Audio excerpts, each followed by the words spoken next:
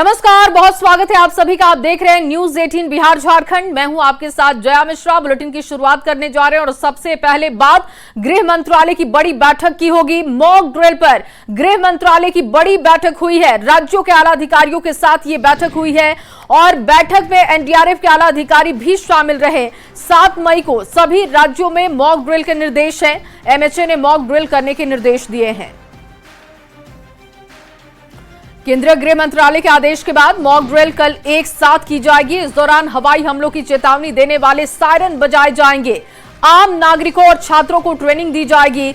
ऐसे हालात में वो खुद को कैसे बचाएं, ब्लैक आउट अगर होता है तो क्या उपाय हो सकते हैं, इसका ड्रिल भी किया जाएगा। अहम संस्थानों को कैसे सेव किया जाएगा, इसकी तैयारी परखी जाएगी। साथ ही ऐसे हालात से कैसे बाहर निकलना है, इसका भी अभ्यास होगा। और इससे पहले ऐसा ही एक ब्लैकआउट ड्रिल पंजाब के फिरोजपुर में किया गया। जो इस वक्त आप तस्वीर देख रहे हैं, ये उसी मॉक ड्रिल की तस्वीर है। रविवार को रात 9 बजे से रात 9:30 बजे तक, यानी कि कुल आधे घंटे तक पूरा इलाका अंधेरे में रहा। सैन्य अभ्यास किया गया। इस दौरान इलाके के किसी भी घर में कोई बत्ती नहीं जली। लोगों ने इन्वर्टर तक बंद कर दिए। अब इससे बड़ा मॉक ड्रिल एक साथ कई राज्यों में 7 मई को होने वाली है। मतलब पहलगाम के बदले का वक्त किसी भी समय आ सकता है। पहलगाम में हुए आतंकी हमले के बाद बिहार पुलिस मुख्यालय ने रेड अलर्ट जारी कर दिया है। ADG law and order Pankaj Darad ने पत्र जारी कर आईएसआई की गतिविधियों को देखते हुए नेपाल से लगने वाली सीमा पर विशेष निगरानी के साथ ही बॉर्डर पर चेकिंग बढ़ाने के निर्देश दे दिए हैं। साथ ही यह भी कहा है कि आतंकी संगठन देश की आंतरिक सुरक्षा को नुकसान पहुंचाने के लिए राजनीतिक और धार्मिक व्यक्तियों को निशाना बना सकते हैं और इसे देखते हुए भीड़ भाड़ वाली जगहों पर विशेष निगरानी रखने के साथ ही धार्मिक स्थलों, औद्योगिक इकाइयों और रेलवे की सुरक्षा व्यवस्था को कड़ी करने के निर्देश हैं। विधानसभा के साथ ही विधान परिषद, सचिवालय, पटना हाईकोर्ट, महाबोधि मंदिर, गया एयरपोर्ट और दरभंगा एयरपोर्ट की सुरक्षा बढ़ाने को कहा गया है। संवाददाता अमित कुमार की आपको रिपोर्ट दिखाते हैं। और भारत की वाटर स्ट्राइक से पाकिस्तान बिलबिलाया हुआ है। पाकिस्तान में खरीफ सीजन में 21% पानी की कमी की आशंका जताई जा रही है। पानी की किल्लत से पाकिस्तान में हड़कंप की स्थिति है। पाकिस्तान के पंजाब और सिंध प्रांत में नदियां सूख चुकी हैं। और वहीं अमरनाथ यात्रा पर जाने वाले श्रद्धालुओं के लिए खुशखबरी है। बाबा बर्फानी की पहली झलक सामने आ चुकी है। न्यूज 18 पर आप बाबा बर्फानी के दर्शन कीजिए। उधर अमरनाथ यात्रा 2025 की तैयारियां तेज हो चुकी हैं और श्रद्धालु शिवलिंग के दर्शन को उत्साहित हैं। यात्रा 3 जुलाई से शुरू होगी, 9 अगस्त तक चलेगी। अब तक 3.6 लाख श्रद्धालु पंजीकरण यानी कि रजिस्ट्रेशन कर चुके हैं। सुरक्षा एजेंसियों और मेडिकल टीमें भी तैनात की जा रही हैं ताकि यात्रा सुरक्षित और सुगम हो सके। और चलिए अब आपको पटना से एक बड़ी खबर दे देते हैं। पटना में बौद्ध भिक्षुओं का धरना प्रदर्शन हुआ है। सीएम आवास से पहले ही पुलिस ने प्रदर्शन करने वालों को रोक दिया। इसके बाद बौद्ध भिक्षु 20 सड़क पर बैठते हुए धरना देने लगे। ये लोग महाबोधि मंदिर बोध गया को मुक्त करने की मांग कर रहे हैं और इसके साथ ही बीटी एक्ट को भी खत्म करने की मांग हो रही है। दरअसल बौद्ध भिक्षु सीएम नीतीश से मुलाकात करने के लिए पहुंचे थे, जहां पर इन्हें रोका गया। और अब खबर पटना से, जहां एक बार फिर से टीआरई 3 में सप्लीमेंट्री रिजल्ट की मांग को लेकर अभ्यर्थी जोरदार हंगामा कर रहे हैं। पटना में सीएम आवास के बाहर प्रदर्शन कर रहे अभ्यर्थियों पर पुलिस ने लाठीचार्ज कर दिया। सीएम आवास का घेराव करने के लिए अभ्यर्थी पहुंचे थे। सुरक्षा बलों ने खाली करने का आदेश कर दिया और नहीं मानने पर पुलिस को लाठीचार्ज करना पड़ा। शिक्षक अभ्यर्थियों ने सरकार पर वादा खिलाफी का आरोप लगा दिया। इनका कहना है कि सप्लीमेंट्री रिजल्ट की मांग करने पर उन्हें दौड़ा दौड़ा कर पीटा गया। 4 महीने से ये कहा जा रहा है शिक्षा मंत्री बीपीएससी को दे दिए हैं, लेकिन अब तो आपका स्कूल अलॉटमेंट भी हो गया है। आप अधियाचना जारी करेंगे तभी तो आप हमारा रिजल्ट होगा। आप रिजल्ट जारी करें। मुख्यमंत्री से एक ही मांग है कि आप बेटी को कहते हैं कि रोजगार दे रहे हैं बिहार में, तो हम लोग बेरोजगार कैसे है सेम नंबर लाकर? हम लोग को रिजल्ट चाहिए, सप्लीमेंट्री रिजल्ट चाहिए हम लोग को। शासन जो है गुंडा पाल के रखा है हम लोग को मारने के लिए। लाठीचार्ज हो रहा है, आज गला दबा के पटक के मारा जा रहा है हम लोग को। यहाँ ये प्रशासन गुंडा है, गुंडा और गुंडा पाल के रखा है। हम लोग को सप्लीमेंट्री रिजल्ट चाहिए और कुछ नहीं चाहिए। टीआरई 3 सप्लीमेंट्री रिजल्ट चाहिए। और वहीं बोधगया में जेडीयू के प्रवक्ताओं की महत्वपूर्ण बैठक 2 दिनों तक चलेगी। बैठक में आने वाले विधानसभा चुनाव में पार्टी और एनडीए की बातों को जनता तक कैसे सही तरीके से पहुंचाए, इसे लेकर पार्टी के राष्ट्रीय कार्यकारी अध्यक्ष संजय झा ने महत्वपूर्ण टिप्स दिए। बिहार से बाहर रहने वाले करीब 3 करोड़ प्रवासी बिहारियों को विधानसभा चुनाव में बिहार बुलाने और मतदान करने के लिए बीजेपी ने बड़ी रणनीति तैयार की है। आज बीजेपी के राष्ट्रीय महामंत्री तरुण चुग और दुष्यंत गौतम की अध्यक्षता में बीजेपी में बैठक हुई। इस बैठक में देश भर के 150 जिलों के प्रभारियों को भेजकर उन्हें बिहार आने के लिए प्रेरित करने की रणनीति पर बैठक की गई। और वहीं पटना के बापू सभागार में हुए राणा भामा सम्मेलन में श्रम संसाधन मंत्री संतोष कुमार सिंह शामिल हुए। इस दौरान उन्होंने नेता प्रतिपक्ष तेजस्वी यादव पर जोरदार निशाना साधा। संतोष सिंह ने कहा कि आरजेडी एक परिवार की पार्टी है, दूसरे लोगों की इसमें एंट्री नहीं होती है। उन्होंने ये भी कहा कि तेजस्वी को किसी जाति से नहीं बल्कि सिर्फ राजनीति से मतलब है। दुनिया में टीवी चैनल पेपर के माध्यम से सबको पता है कि जातीय जनगणना किसने किया है, मोदी जी के कैबिनेट ने किया है। अब यहाँ कोई छाती पीट रहा हो कि हमको 2025 के चुनाव में फायदा हो जाएगा, वो कतई होने वाला नहीं है। अब पाकिस्तान पहलगाम में हमला किया है, अब उसका बदला लेना है। ये भी लोग कह रहा है कि हिंदू और मुसलमान का ये लोग धर्म को राजनीति में ला रहे हैं। अरे भैया, वो मनमोहन सिंह वाला ये नहीं है देश, ये नरेंद्र मोदी वाला देश।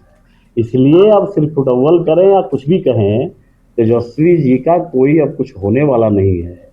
और हमको लगता है कि अपने पूरे राजनीतिक पीरियड में, चाहे लालू जी का हो, चाहे उनकी माता राबड़ी जी का हो, और इनका जो राजनीतिक करियर है, सबसे ज्यादा कम वोट अगर सीट आएगा तो 2025 के चुनाव में लालू जी को सीट आएगी।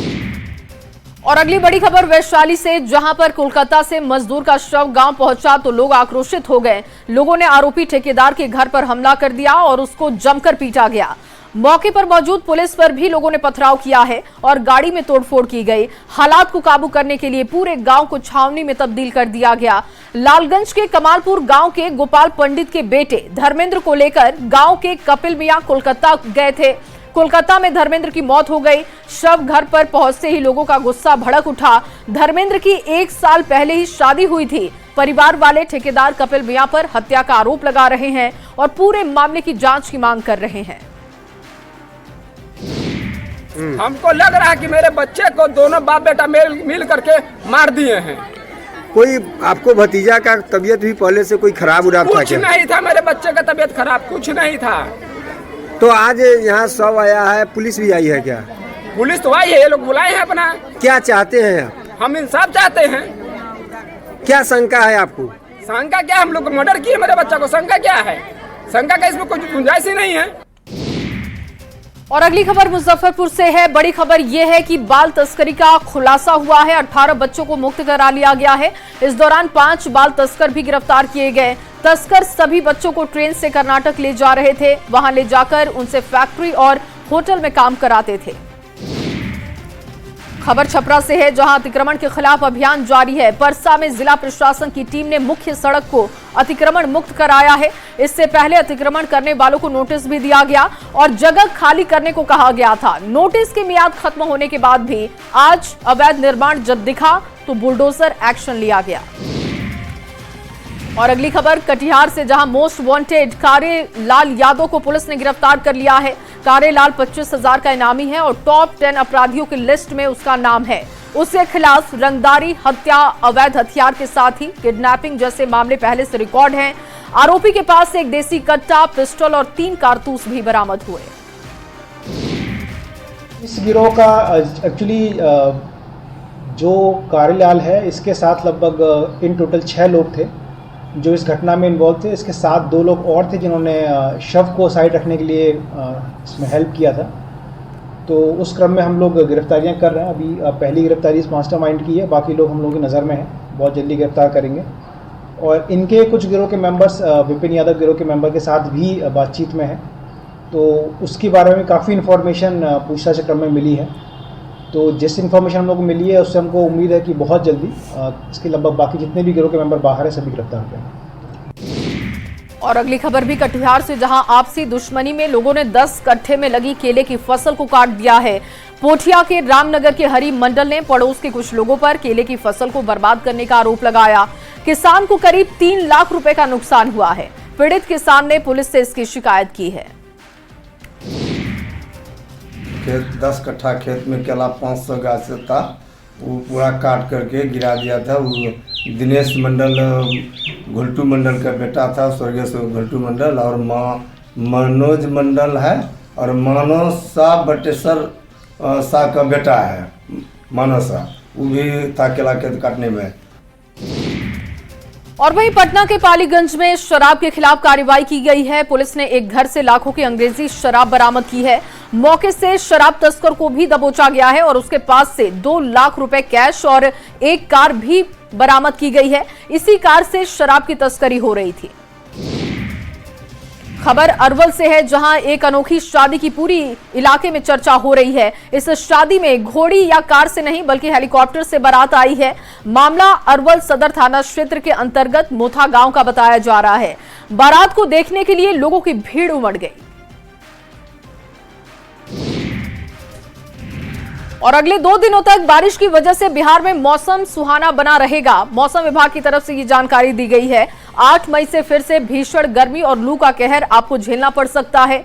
मौसम विभाग ने 48 घंटे के लिए सुपौल, अररिया, कटिहार, किशनगंज, समस्तीपुर, नालंदा, शेखपुरा, इसके अलावा लखीसराय, मुंगेर, बेगूसराय, सहरसा, खगड़िया जिलों के लिए अलर्ट जारी किया है।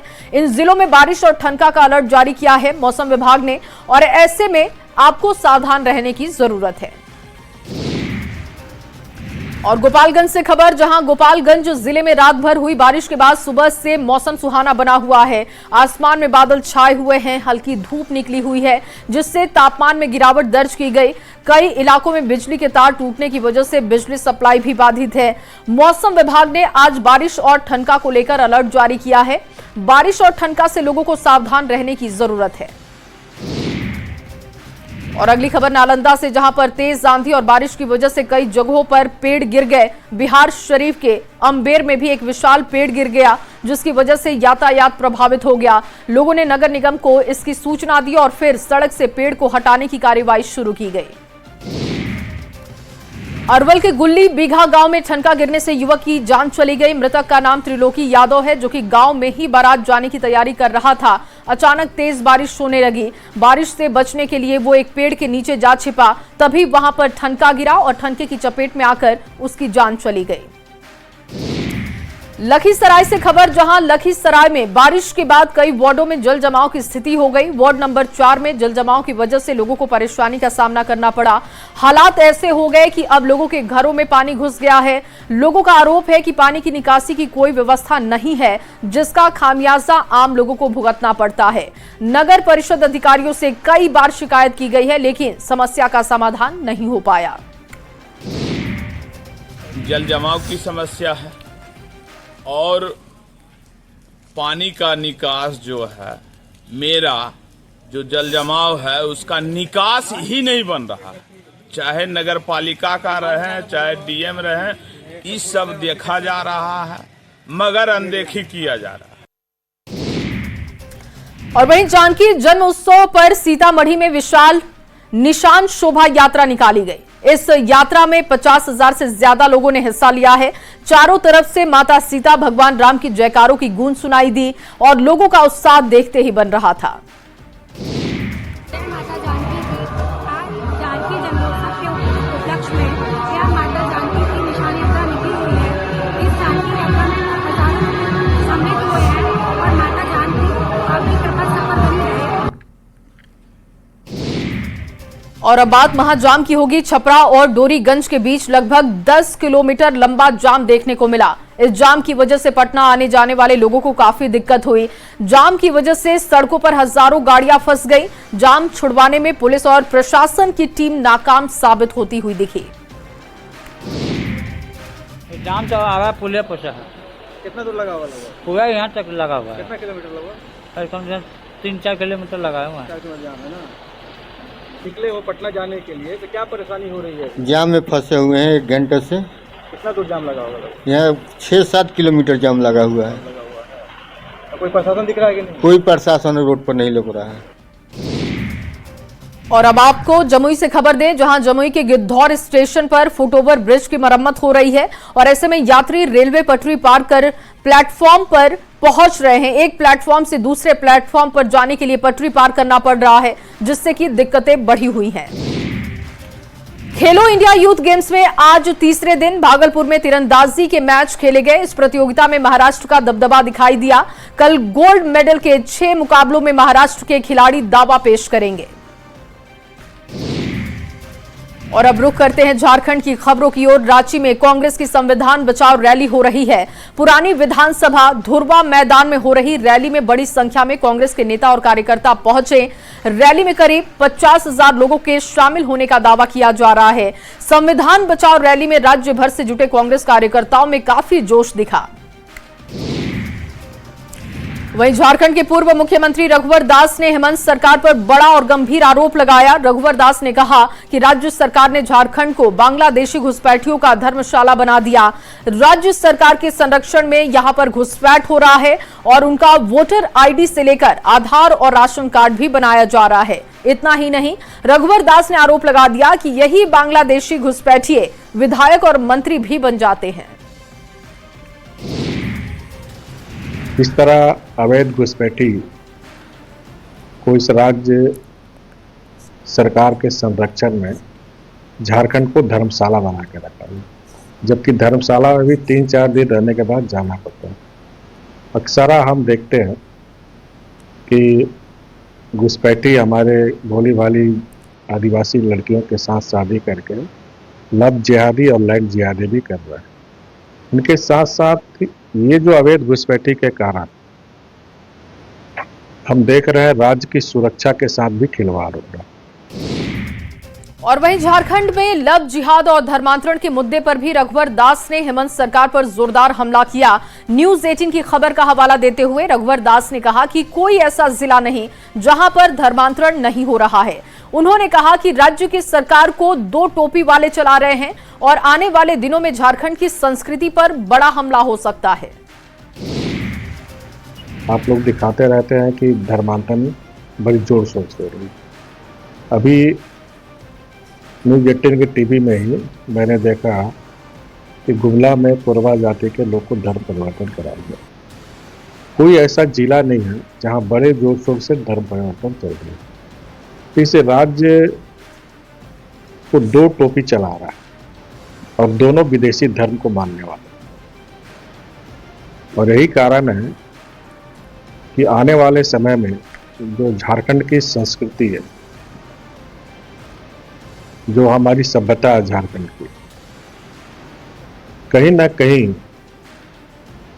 इस संस्कृति पर बहुत बड़ा हमला होगा। और अब बात एक ऐसे गांव की जहां लोग एक दिन के लिए वनवास चले जाते हैं। नौरंगिया में सालों से ये परंपरा कायम है। बैसाखी महीने के 9वीं तिथि को गांव के लोग घर को छोड़कर 12 घंटे के लिए गांव से बाहर जंगल में चले जाते हैं। प्राचीन प्रथा को आज भी थारू समाज के लोग बड़ी शिद्दत के साथ निभा रहे हैं।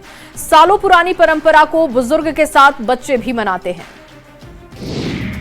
बिहार का एक गांव ऐसा भी है जहां 1 दिन के वनवास की परंपरा है। हम बात कर रहे हैं पश्चिमी चंपारण के इस गांव की। नौरंगिया में ये अनोखी एक परंपरा है जो वर्षों से चली आ रही है। इस गांव के लोग 12 घंटों के लिए वनवास जाते हैं और इस दौरान गांव के सभी लोग अपने घरों में ताला बंद करते हैं और पूरे परिवार के साथ वनवास पर निकल जाते हैं। वाल्मीकि टाइगर रिजर्व के घने जंगलों तक पहुंचते हैं और वहां दिन भर बिताने के बाद शाम होने के बाद अपने घरों को लौटते हैं। तो वर्षों से आ रही इस परंपरा के कई मायने हैं और ग्रामीणों की माने तो इससे देवी माँ इस गांव पर प्रसन्न रहती है और 1 साल तक गांव का पूरा परिवार सुखी है। यहाँ के परंपरा ये बा कि पहले से हमनी के बहुत परेशानी होत रहा है। यहाँ इतना परेशानी रहे कि जब ना भागल जा तो आगे इतना मैंने हमनी के परेशान करे ऐसा। और चलिए इसी खबर के साथ इस बुलेटिन में बस इतना ही। बाकी की खबरों के लिए आप बने रहिए न्यूज़ 18 बिहार झारखंड के साथ।